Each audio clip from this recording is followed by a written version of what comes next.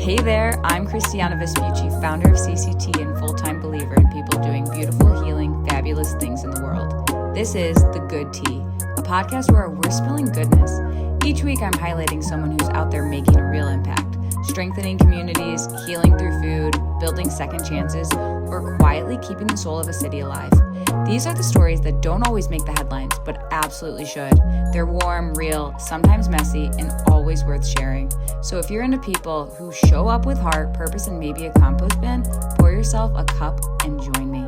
This is your weekly sip of soul. This is The Good Tea.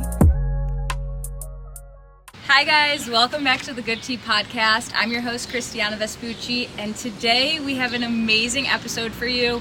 We are on site at Food Strong. It's an awesome nonprofit out of Cleveland on the Superior Arts District and East 67th Street. Sara Continenza is fantastic. She is doing real life-changing work for the people and community of the Superior area. You have to check out this episode and see this site. She has a hoop house, a farm, a garden, not farm, but garden farm. So come and see what we have for you this episode. Sara Continenza is an awesome city councilwoman and founder of Food Strong. Okay, so right now we are at the hoop houses, and what these will be, they have some raised garden beds here. You can see there's 3 of them. There's a lot of opportunity to volunteer here. As you can see, there's a lot to be done. We actually will have some opportunities where we can all come and help her, because this needs some love. So now we're standing in what will be the food forest. As you can see, there's this beautiful path that they've carved out. The soil is great, and we have this beautiful redwood tree here. A couple weeks ago, Sara and I sat down and talked all things Food Strong. If you want to hear the good tea, keep listening. Here today with the Good Tea Podcast with Sara Continenza and Christiana Vespucci. Hey! The Italians. I love it. Sara is amazing because you are doing like the coolest stuff around the city to really help build communities, right? Thank you. I appreciate you. Yes, we appreciate you because you're doing like incredible work. So you're with Food Strong. Yes, I founded Food Strong in 2018. We just had a couple schools that we were in at the time in Cleveland Public, and basically that program really started taking off. You know, I built a big rapport with our students, and in 2018 decided that we needed to have a kind of umbrella organization for the program. I was also doing some community wellness programming called Caravan at the time over at the Quick Market. And so, yeah, it just became a bit of a movement, you know. It just started with this idea because, you know, when I was at my former job at the Hunger Network, I had met people that, like, for example, we're sitting here in East Cleveland. I had met people that lived here that didn't have access to any fresh foods because there's not one grocery store in this whole city right now. And they've been walking around with hypertensive level, emergency level blood pressures and didn't even know it and didn't realize the direct connection that food has to our overall health. And then the real trigger for me was when I was doing a back to school event on the west side, and this young lady, Isabella, she had never heard of celery. Never seen it, never heard of it. We were distributing. My mom was giving us ants on a log, you know, the celery. Yes, I love that. And she thought that the celery was a spoon and like tried to give it back. And I was like, no, you eat that.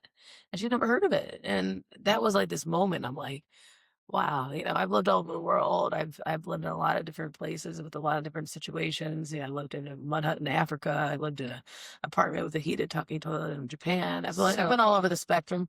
But coming back here and knowing just how much we waste, and how much we have here, how many resources, how much food, and yet people are still hungry for basic nutrients, right? You know, but then they don't look at it because oftentimes people are overfed and have too many calories, but just not enough nutrition. And that's a really big key then for you then is like really marrying the nutrition with the food, right? Well, yeah, and it's important for everyone to know because even if you have a lot of resources, you can go to the different grocery stores. We don't know what these pesticides are they're using on these foods. We Right. don't know what was done to these foods, how old they are, and we don't know a lot. And we just heard about a new FDA approved pesticide that is made of PFAS. So then it's going to be used on our vegetables. So here we are getting healthy, just getting more of our forever chemicals because we don't have enough already, right? And you're kind of solving that problem a little bit, though, like on the east side of Cleveland with like having this new space that you have. And tell us a little bit about that. I Sure. want to know about that. So I'll start with the history. So this was a farm back in the 1800s, and there was a beautiful farmhouse, Italianate architecture, right there on Superior, 67th Street.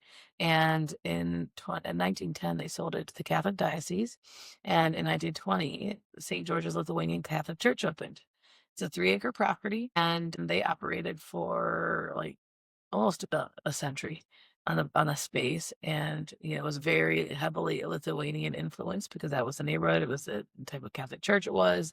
And then in 2010, they sold it to a small nonprofit farm called Community Greenhouse Partners.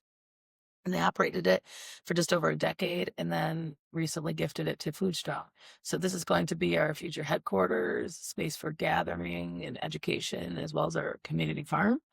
And so the real idea behind this is we'll be able to, bring in our different community partners to collaborate and really uplift this space and uplift the community together. The idea is we're going to show people how they can do this in their own neighborhoods. Love that. So yes, we're going to be producing a lot of food. We're going to keep selling to the school district and selling to the farmers markets. We'd like to have a farm stand as well.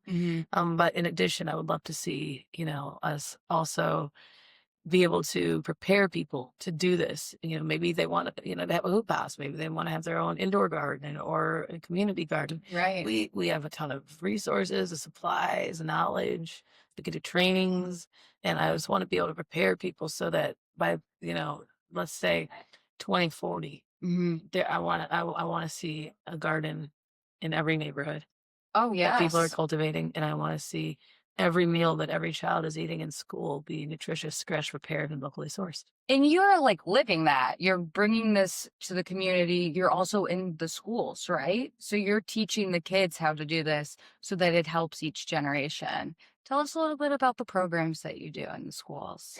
So our school program right now is reaching almost 400 kids a year. With all these budget cuts and school closures, that's going to be greatly affected. But it's a year-round program that and the optimal scenario is weekly, but a lot of the schools can't afford us weekly anymore or at all. So if they can't afford us, we'll try to at least come once a month to just be there with the kids, because these kids need consistency. Yes.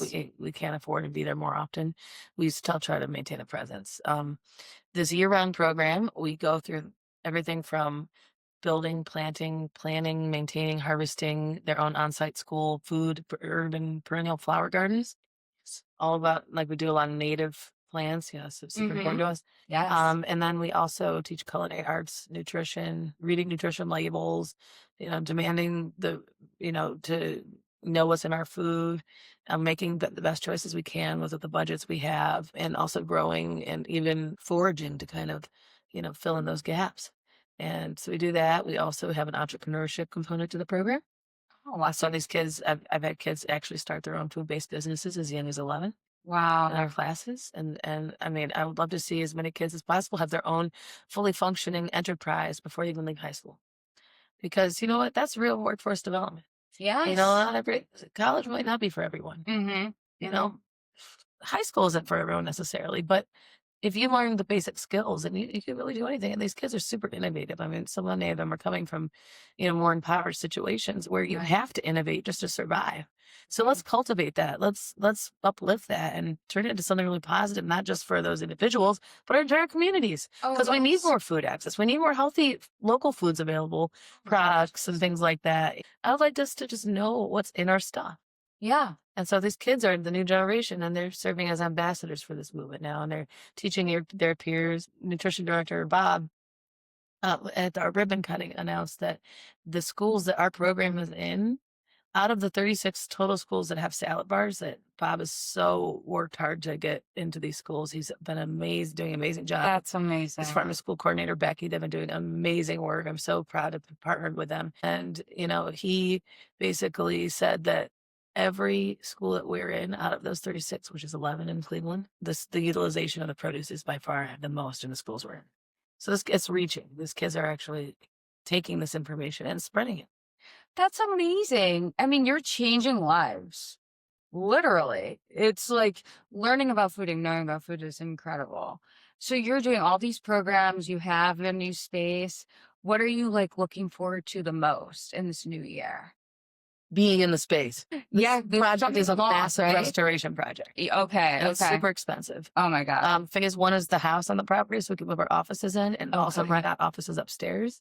Mm. Phase two will be building out the farm Okay. and preparing for / raising money for phase three, which is the church, which is its own ball of wax. Oh. So, in this new year, my goal is that this year will be the year that we move into this farmhouse on the property and we have a comfortable office we can all operate out and be central. Because we've had our small office in Tremont, which has definitely served its purpose. It got me out of being a home-based business in 2022.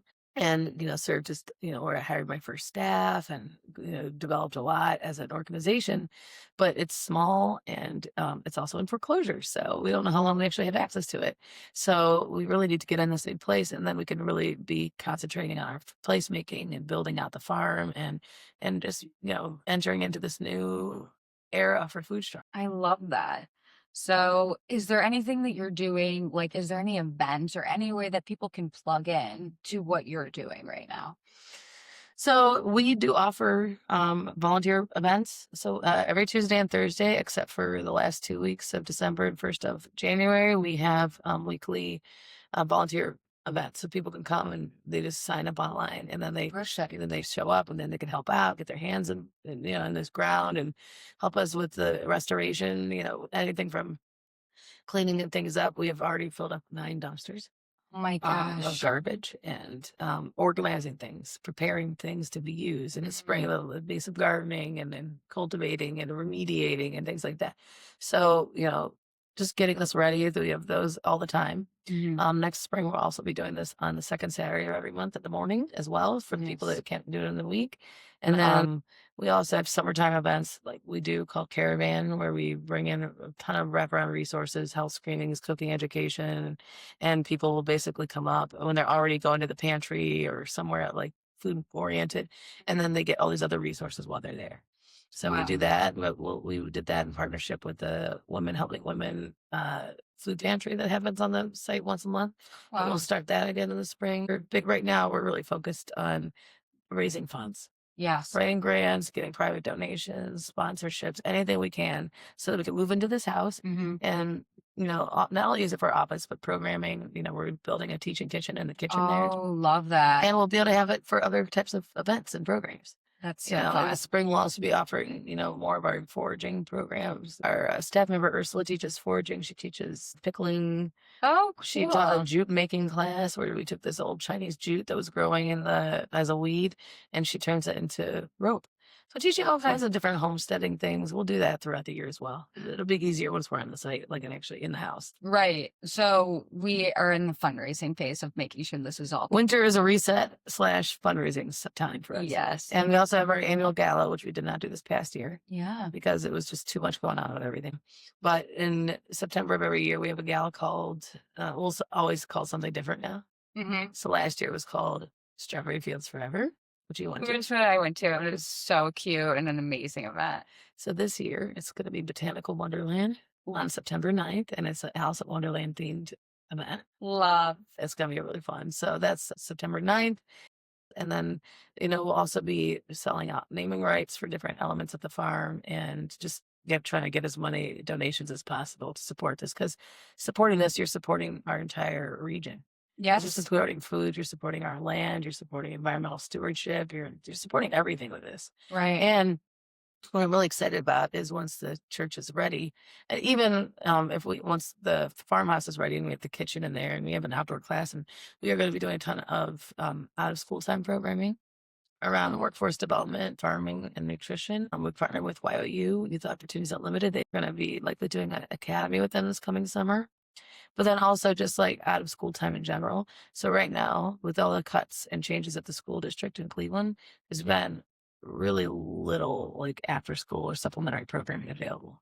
So I'm going to turn this into a hub for out of school time programs. So after school, come here. Summertime, come here. This is a safe space. You're guaranteed a meal, something nutritious, and very meaningful activities. So that's ultimately a big goal because there's a gap that needs to be filled. Oh, a massive gap. Mean, this is so needed, especially on the east side of Cleveland. And that's where you're really serving. I mean, you're serving a whole region. But oh my gosh, this is so worth supporting. Thank you. So I'm so glad that you're doing this because we need people like you. And that's the whole point of CCT and the Good Tea podcast is to like support people like you. So if people want to learn more, they can go to foodstrong.org, and there's a subscribe button. They can enter their email. We're on social media. That's Foodstrong CLE across the board. People can come volunteer. They can donate their time, resources. With this restoration, if someone has a company that does various things like construction or plumbing or, you name it, we need it. And they're willing to give us a good rate or, in-kind support. That's also much needed right now because we're just needing to figure out how to fundraise for this, house restoration so we can move our office in because, like I said, we don't know how long we have in our current office. So Right. that would be really helpful. And yeah, there's a lot of ways to get involved. We love working with people. We have internships available. We always have an Air Corps member position available, open in the summertime. So there's a lot of ways to get involved. We love partnerships. We love working with people of all ages. We even have an advisory board where some youth can be involved from the high school. So we have a ton of, ways of being involved, and we'd love to have people get engaged. I love that. Well, we will definitely be engaged. Amazing. All right, you gonna be a ring?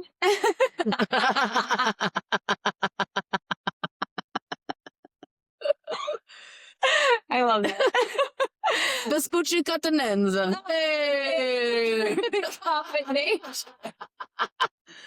Canta Spoochie. Or is it Vespuccinenza? That one. Oh, that's perfect. I love it. You are literally the best and such a shining light in the city. Thank you, Christiana. Keep shining. And we will be doing all the things. Get involved, donate, do what you can because Food Strong is amazing. You're doing amazing work. Thank you. Cheers. Cheers. Thank you for listening. If you liked what you heard, there are ways to get involved in the description below. Like, subscribe, comment, share, and don't forget to buy the tea at cct.co. Cheers!